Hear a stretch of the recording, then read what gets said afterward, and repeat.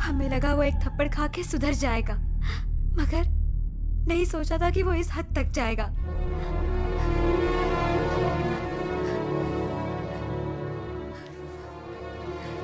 बस बहुत सुन लिया, अभी जाकर उसकी हड्डी पसली कर दूंगा।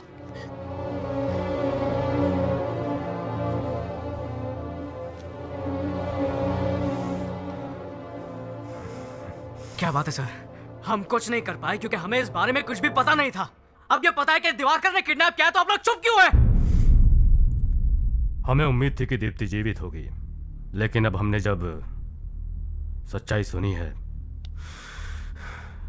तो उम्मीद चली गई है।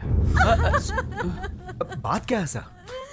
देखिए, दिवाकर का कोई बाल भी बाका नहीं कर सकता है, वो कोई मामूली आदमी नहीं है। मैं ये सब कुछ नहीं जानता सर, मैं उससे डरने वाला नहीं हूँ। उसने दीप्ति को किडनैप करके बहुत बड़ी गलती की है और ये उसकी आखिरी गलती होगी। सैली, के ब्रदर्स, इन्हें तो पकड़कर गोली मार देनी चाहिए। प्रभाकर और दिवाकर, इनसे निपट पाना कोई आसान काम नहीं है।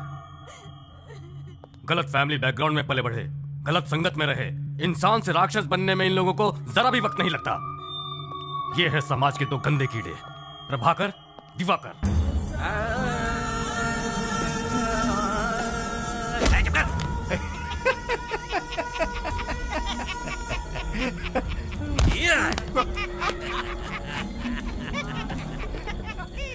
रूलिंग पार्टी हो या फिर अपोजिशन, सभी घुटने टेकते हैं उनके सामने। डर और आतंक फैलाना प्रभाकर की दिलचस्पी है, लेकिन दिवाकर की एक बहुत ही बड़ी कमजोरी है और वो है नाटक से प्यार। रियल लाइफ में भी वो नाटक के कैरेक्टर्स को निभाता फिरता है। हाथ मुझे ऐसा राक्षस है जिसके सामने जानवर तक जाने से डरते हैं। उसे न कानून से डर है न मौत से।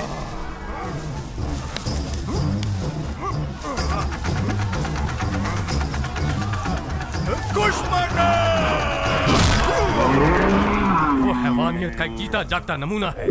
सच कहा जाए तो खुद पर उसका कोई काबू नहीं है। वो बिल्कुल एबनॉर्मल इंसान है। इसीलिए दीप्ति को वहां से वापस लेकर आना या उसे अरेस्ट करना हमारे बस में नहीं है। यह बहुत मुश्किल काम है। आपकी तनख्वाह गवर्नमेंट से आती है या केके से? संदीप, आप सिर्फ आम आदमी पर पावर दिखा सकते हैं। दरअसल आपके पास कोई पावर है ही नहीं। अगर आपके पास पावर होती तो आप दीप्ति को छुड़ा लाते, पर मैं यमराज से भी नहीं डरता हूँ और आप लोगों से तो मुझे कोई उम्मीद है ही नहीं। ये पुलिस का यूनिफॉर्म उतार कर फेंक दीजिए और बन जाइए केके का गुलाम।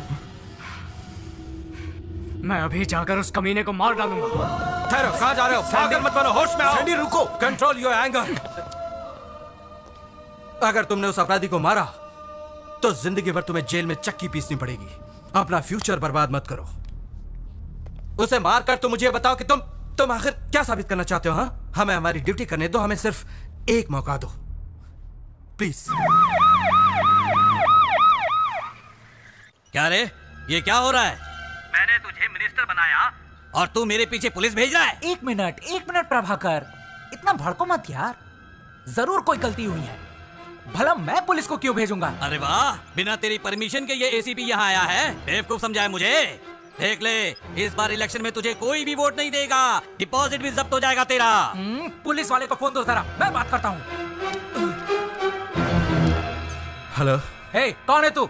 एसीपी उमेश गुप्ता। ऐसा क्या? खुद को क्या समझता है? यूनिफॉर्म पहन के वहाँ पर दादागिरी शुरू कर दी है क्या? सर, वो क्या है कि देख, मेरी बात ध्यान से सुन। पुलिस की वर्दी का पूरा इस्तेमाल कर। उस दरिंदे के घर जाने वाले तुम पहले ऑफिसर हो। पॉलिटिक्स के झमेले में मत फंसो। पुलिस पावर का पूरा इस्तेमाल करो। दोनों की हड्डी पसली एक कर दो। मैं तुम्हारी ड्यूटी के बीच में नहीं आऊंगा। देखो उमेश, अब तुम ऐसे पेश आओ जैसे मैंने तुम्हें चुप करा दिया हो। आप उस कमीने को फोन दो जरा। हाँ, समझा दिया ना इसे? मैंने उसे सब समझा दिया है छोटी सी फॉर्मेलिटी। उन्हें छानबीन करने दो, बाकी सब तो मुझ पे छोड़ दो। हाँ ठीक है।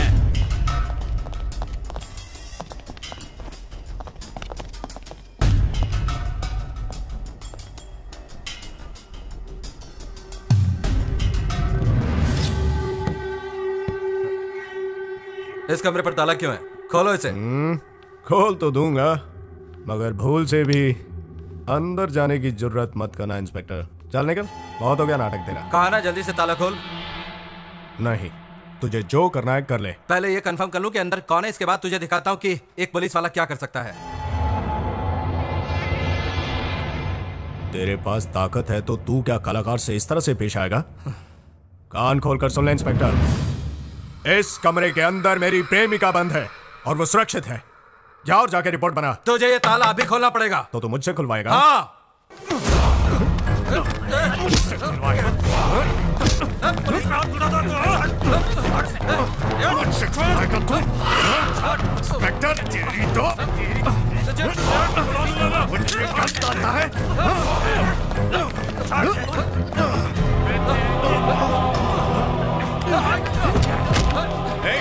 ले लो इनका मोबाइल फोन और तोड़ दो इनका वायरलेस। कभी नहीं कहीं के मुझे पकड़ने आए थे, मुझे पकड़ने। दफा हो जाओ, देखता हूँ तो मुझे कौन से केस कौन से सेक्शन में अंदर करता है। चल जा, दफा हो जा। हाँ अभी जा रहा हूँ, लेकिन अगली बार जब मैं आऊंगा तो बच नहीं पाएगा।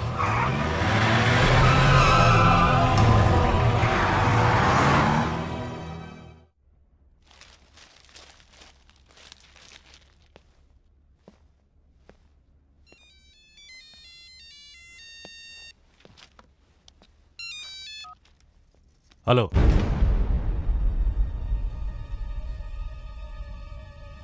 बॉस, मैंने नंबर प्लेट चेंज कर दिया।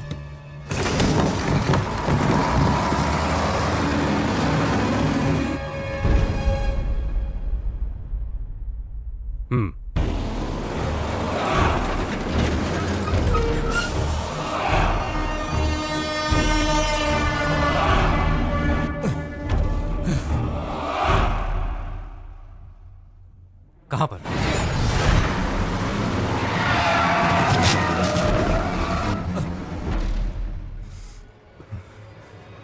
कैसे?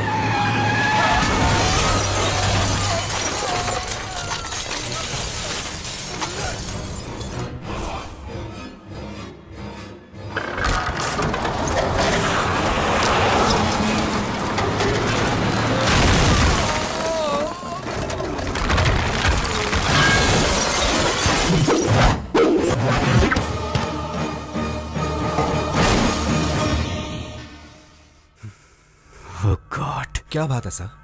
केके ब्रदर्स की टीम ने एसीपी उमेश गुप्ता का एक्सीडेंट करवा दिया। एसीपी और अंदर बैठे 2 police officer spot dead.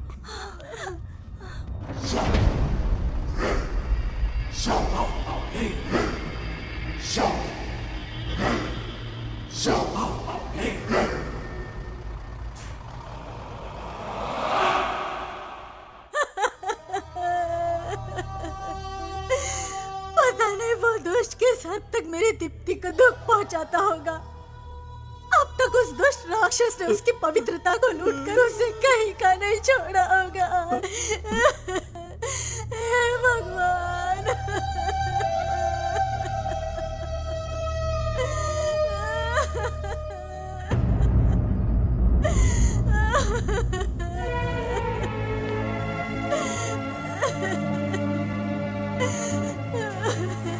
Deepti को कुछ नहीं होगा।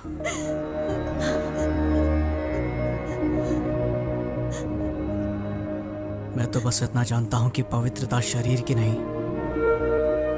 बल्कि मन की होती है।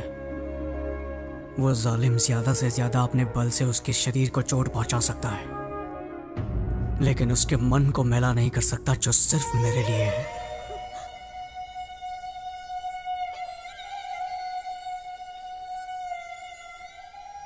आजकल तो पति बेगुनाह पत्नी की पवित्रता पर भी शक करते हैं। पिता होकर भी मैं अपनी बेटी को ठीक से समझ नहीं पाया। दुख और तकलीफ में ही सच्चे इंसान की पहचान होती है। हाँ, विकास तो केवल हमें सिर्फ डिग्री ही दिला सकता है, लेकिन संस्कार से मन इतना विशाल हो सकता है। वो आज समझ में आया मुझे, आज समझ में आया है।